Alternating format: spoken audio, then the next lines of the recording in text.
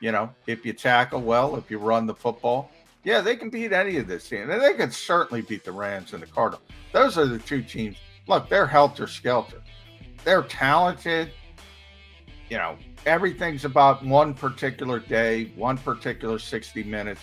But those are the two teams that are most likely, I would say, to lay an egg.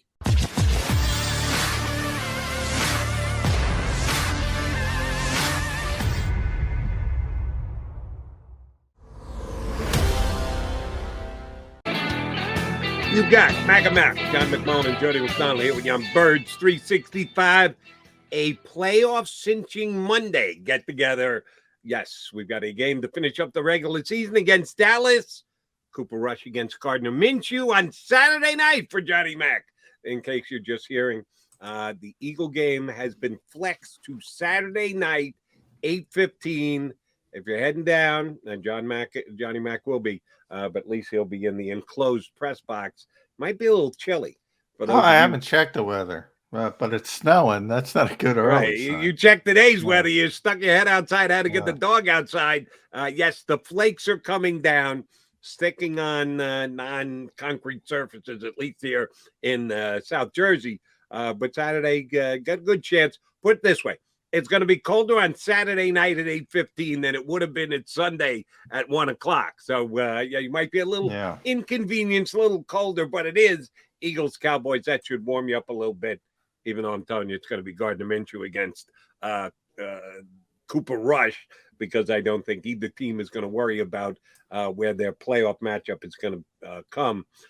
John, do want to get your thought on this because – again, doing my shows on WIP. I did an extra one last week, filling in, so 3 shows, talking to the fans and the like, and the feedback that you and I both get on social media. People were believing that the Eagles were going to make the playoffs, and it turned out to be right, that what needed to happen would happen. Eagles win one of the 2 games that needed to go the Eagles' way. What happened did. Green Bay beating Minnesota. Nobody's surprised by that. So people were looking ahead to the potential first-round matchup. They could play either the Tampa Bay Buccaneers, the Los Angeles Rams, the Arizona Cardinals, or the Dallas Cowboys. Any of those 4 teams are a possibility. The most likely scenario has them playing the Bucs, and they, of course, are the defending champion. That's probably not good news, because last week leading up to the game, you got to avoid Dallas. Dallas is the hottest team. Stay away from Dallas. So if we have to tank the game on Sunday to avoid Dallas, that's what we got to do. I never believed that for a second. The Rams had to rally to beat a Ravens team, which has been ravaged by injuries and COVID. Didn't have their starting quarterback again, and they had to score late just to pull victory from the jaws of defeat. And the Cowboys got beat yesterday by the Cardinals. The Cowboys, hottest team in football, got beat in their house by the Arizona Cardinals. I think all the time and effort that was put into trying to figure out who the Eagles are going to play in the first round and who they should try and avoid was a waste of time. And I'll say the same thing again coming into this week. There's not a team that in the first round the Eagles can't play with. I'm not going to predict a victory, upset on the road playoff victory, but I don't think there's a massive mismatch between the Birds and anybody they face in the first round of the playoffs. How about you? Well, I think they could beat any team on a given day. I would say, Tampa Bay at full strength would be difficult. Right, but we know Tampa's not going to be at full strength. They're crippled, yeah. They did get I think they got Mike Evans back. I'm not even sure. Didn't get Godwin back, and Antonio Brown just waved goodbye to the National Football League yesterday. Godwin's done for the year, so that's my point.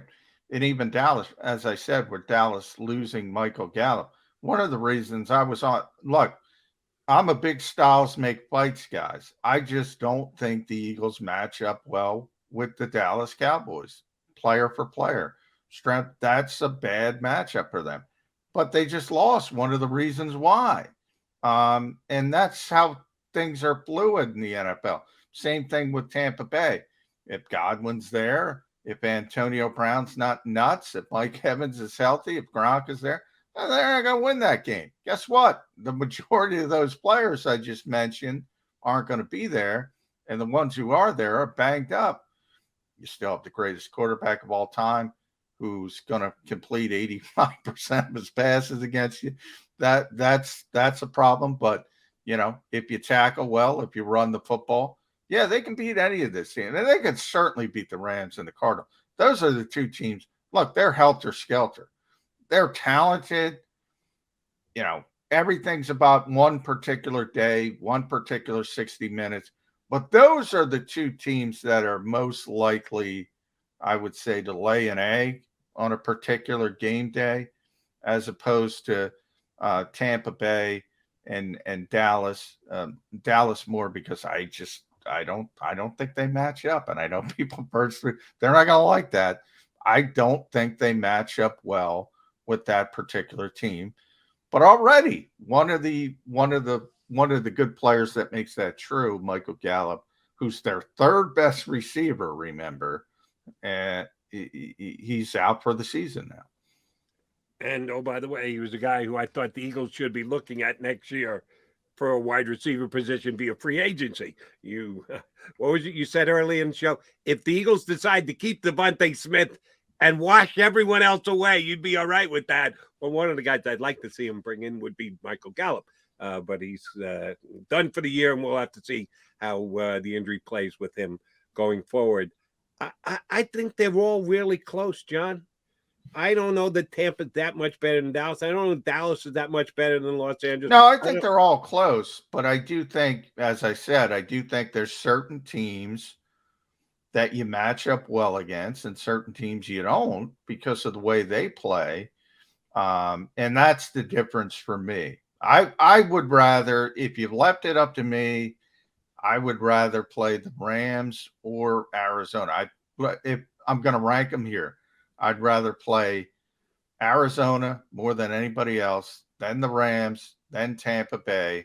Last would be Dallas for me. No way I would rank Dallas ahead of Tampa Bay.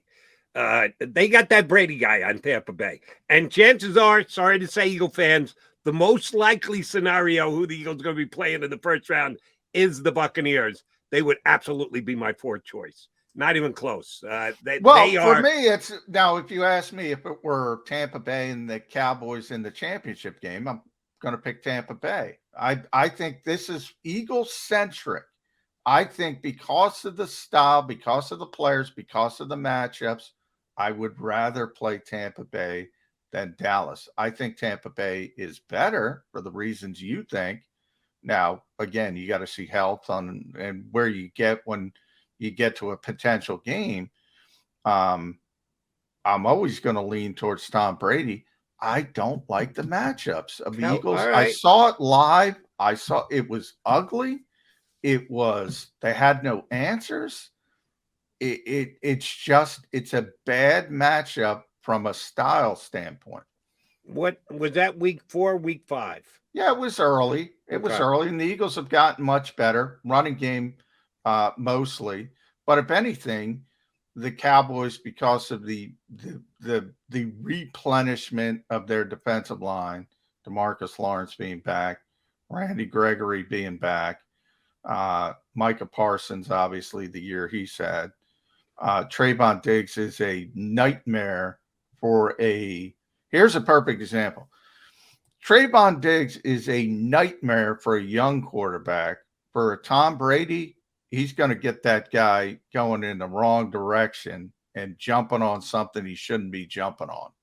So just a player like that, a Trayvon Diggs who makes all these plays, that's somebody Tom Brady or Aaron Rodgers is going to take advantage of. That's somebody a young quarterback's going to get hit by. And by the way, he got bit by in that first game. Understood. But I think Jalen Hurts has advanced since. And yeah, I know the Cowboys have gotten some returns to their defensive line, and they have been very good at getting up to the quarterback until yesterday, where they only got 1 sack against Mr. Murray. And I would comp him to Jalen Hurts with his ability to get out of the pocket and avoid the rush and make plays off schedule. Yeah, no, Tampa's overall defense scares me more than the Cowboy defense, and Tom Brady's got his playoff track record, and Dak Prescott has got his playoff track record. Yeah, just purely from an Eagle-centric stance, I would prefer not to play the Bucs. I would rather play the Cardinals or the Rams or the Cowboys before I got to the Buccaneers. And yes, it looks as of right now like they're going to play the Bucs, which is a little bit of a bad break for the Philadelphia Eagles. That's unfortunate. Sirianni leading into his first playoff week. You're going to get a chance to talk to him this afternoon. What do you think he will give you, if anything whatsoever? He's going to sing the praises of his team, as well he should. And he should be given the right to do that. Oh, by the way, I think the Eagles are, how many weeks ago was it that Sirianni gave the plant speech? At least. Yeah, that was the turning point, the plant speech. Yeah, he did not like the way that it was received. Nick's interesting because he brought up that calm word, with Jalen Hurts, and he mentioned a bunch of other veteran leaders on this team. He comes across as calm, but Jalen Hurts, I often that's real, man. He is an even-keeled guy. You saw the fans tumble on him. Didn't affect him at all. No. He's like, well, whoops. Yeah. Well, he unflappable. Nick's more emotional. Nick gets he hides it well, but he was upset about the opening press conference and how it was taken and how everybody, spun it towards that was on him. He really was. He was underprepared. Now, I thought Eagle fans overreacted. Yeah. But I thought he was nervous. And he could have been better in that press conference. Oh, sure. And the flower speech as well. You remember somebody threw a bouquet of roses as he was coming off, I think in Vegas. I think it was Vegas, but you remember that. And he was not happy about it. And, everyone, all the players said it came across really well.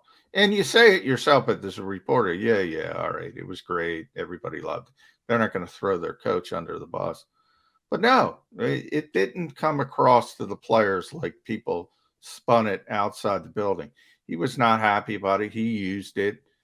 And yeah, it kind of galvanized the team. And we should also, by the way, Jody, and this is not going to make people happy. You know who also deserves credit today? Howie stinking Roseman. Howie Roseman. The Eagle rookies are the draft that he had this past year are all contributing. As I mentioned earlier in the show, he didn't have a lot of tools to play with during this offseason. When you decide to move off your starting quarterback and know you're taking a $33 million dead cap hit, it kind of compromises what you can do on the free agent market. And the ones that Howie, not the top shelf buys, but the second or third shelf buys, have actually jumped in and contributed for the Eagles. Yeah, that's on the GM. Howie had a pretty damn good offseason this year. Yeah. Despite the fact that his owner said this is a transitional season. Yeah. And, the owner's got to give the all clear to dump that money. So you got to give Jeffrey Lurie credit as well for taking the biggest dead cap hit in NFL history by a wide margin. But bottom line is 4 playoff appearances in 5 years, Super Bowl championship, 2 division titles, I believe. I think it's 2. I don't know. People don't think there's only one constant, and it's the guy everybody hates. Not me. But. Right, not everybody, but let's just say the majority hate. One quick question, and then we got Chris Franklin from NJ.com scheduled to join us here on Birds 365. There was one play in yesterday's Eagles game that made me think of my partner, John McMullen. the coin toss? No, that's not a play. That's not a play, but it certainly, I always think about you with the coin. And of course, they deferred yesterday, and Washington went down the field and scored. We're heaping praise on Nick Sirianni, but the two things that Nick continues to infuriate me on: the unquestioned deferral at the beginning of the game without giving it any consideration, actually taking the ball first, and the fact that Greg Ward is still only playing 20% of the play. Sorry, Coach. You got to get those two things fixed, and you and I will be all good. But no, there was one other play during the game that made me think about John McMullen. Think about the things that you and I have discussed, probably over-discussed during the 9 month, 8 month. How many months are you and I together now? April through February, sneaking up on 9 months. That you and I have discussed ad infinitum over these months that came down to yesterday's Eagles game. Wow, you got me stumped. We talk about everything, so I can't. What have we harped on? What happened in this game? What was the big? I'm at a loss, Jody. I'll give you a big hint. Quarterback pressure. Oh, what bad happened on quarterback pressure? 3 more words. Derek Barnett. Oh, Derek Barnett missed. Yeah, Derek Barnett whipped. By the way, if you saw that play live, that looked like the most awful throw in the history of the world, and it ended up being completed. You know, interestingly, Heineke did the same thing on the Gennard Avery pick. That wasn't a pick because he got caught for illegal whatever they called on him. I didn't see if it was a legit penalty, but yeah, I mean, look, I always say to you, sacks are never bad, but good things can happen with pressure. Good things almost happen. It didn't happen. That's why you like sacks. But yes, that's why sacks are always preferable 100% of the time. I disagree with. That I disagree with because there's so many strip sacks. There's so many interceptions. There's so many, and I always bring up and you say it's the only time in recorded history. A strip sack is a sack. Well, yeah, fair point. So a guy with a forced fumble, yes, it turns into strip sack. So semantics, I lose the argument. So more towards interception, more towards tip balls turning into interceptions. You know, Jody, you watched the game for 100 years. You know pressure. You saw. We just talked about. You don't want the Eagles. We just rated our preferable opponents. Mine would be least preferable would be Dallas. Yours would be Tampa Bay. You've seen Tom Brady lose 2 Super Bowls. He lost them 3 Super Bowls. He lost the 2 against the Giants in the same fashion. And that's with pressure up the middle. Not getting home.